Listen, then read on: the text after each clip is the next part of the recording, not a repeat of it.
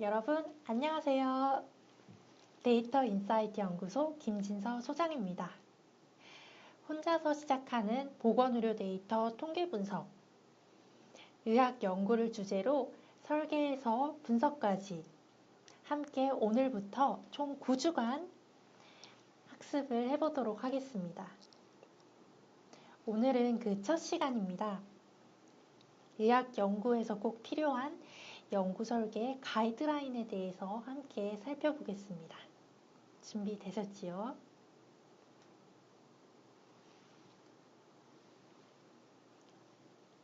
우선 목차를 살펴보겠습니다. 목차는 총 3개입니다. 첫 번째, 임상시험과 관찰 연구. 두 번째, 단면 연구와 추적 연구. 세 번째, 후향적 연구와 전향적 연구입니다.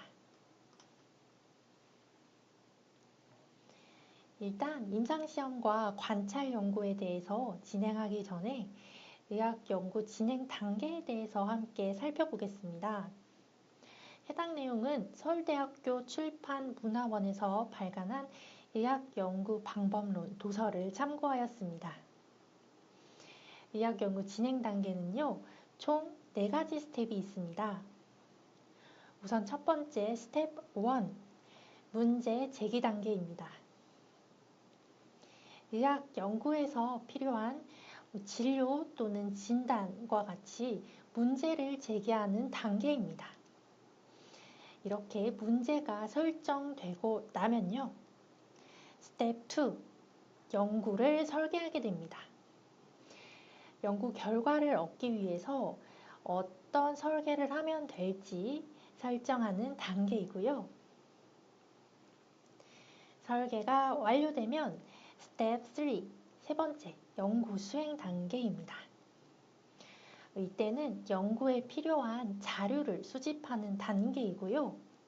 자료가 수집된다 하면은 스텝 4, 연구 결과를 얻기 위해서 통계 분석을 진행하게 됩니다. 이때 붉은색으로 표시해둔 스텝 2, 연구 설계를 오늘 다루도록 할 건데요. 연구 설계는 크게 첫 번째, 임상시험, 그리고 두 번째, 관찰 연구로 구분할 수 있습니다.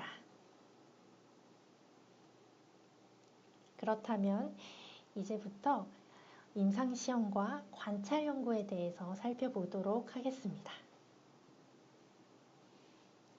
임상시험은요, experiment study라고 부르고요.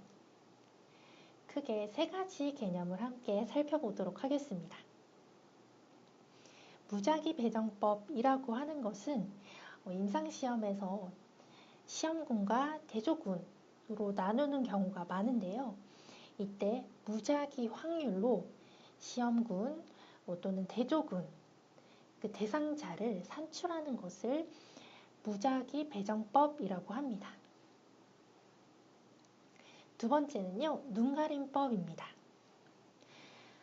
시험을 시행하는 그 내용에 있어서 관찰자 또는 그 연구 대상자가 치료의 내용을 알고 있을 때 그 결과에 영향을 미칠 수가 있습니다. 그래서 이런 경우에는 눈가림법을 수행하기도 합니다. 세 번째는 연구 대상 수 산출입니다. 임상시험에서는 프라이머리 아웃컴을 정확하게 그리고 신뢰도 높게 결과를 얻는 것이 중요한데요. 이때 중요한 역할을 하는 것이 연구 대상자를 몇 명이나 설정해야 되는지이고요. 그 적정한 수를 정하기 위해서 산출하는 단계가 필요합니다. 두 번째는 관찰 연구, observation study입니다. 임상시험과 다르게 관찰 대상을 통제하지 않습니다. 이때 단면 연구, 그리고 추적 연구로 구분할 수 있고요. 다음 페이지에서 살펴보겠습니다. 앞서 말씀드렸듯이 관찰 연구는 단면 연구하고 추적 연구로 구분이 되는데 단면 연구는 cross-sectional study라고 부르고요. 자료를 한 번 수집하게 됩니다. 예를 들어서 설명드리면은 조금 더 이해하기가 좋으실 것 같습니다. 코로나19 확진 환자들의 특성을 살펴보기 위해서 자료를 한 번 수집하는 경우 단면 연구라고 할 수 있습니다. 반면에요, 추적 연구, longitudinal study는요, 자료 수집 2회 이상입니다.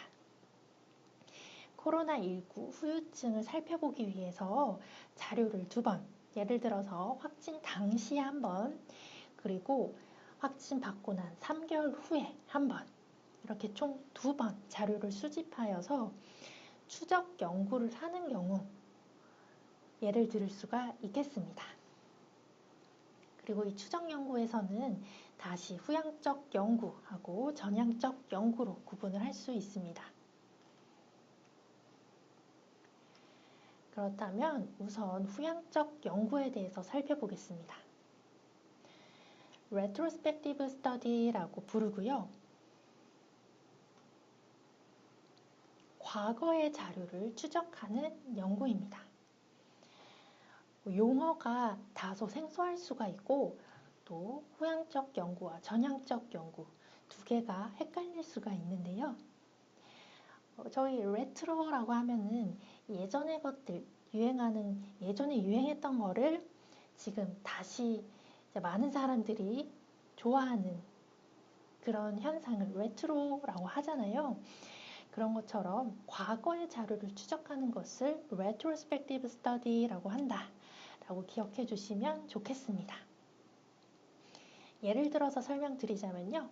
동일하게 코로나19 환자로 설명드리겠습니다. 코로나19 사망률에 영향을 미친 요인을 분석하고 싶다. 이 사망 위험 인자를 알고 싶을 때요.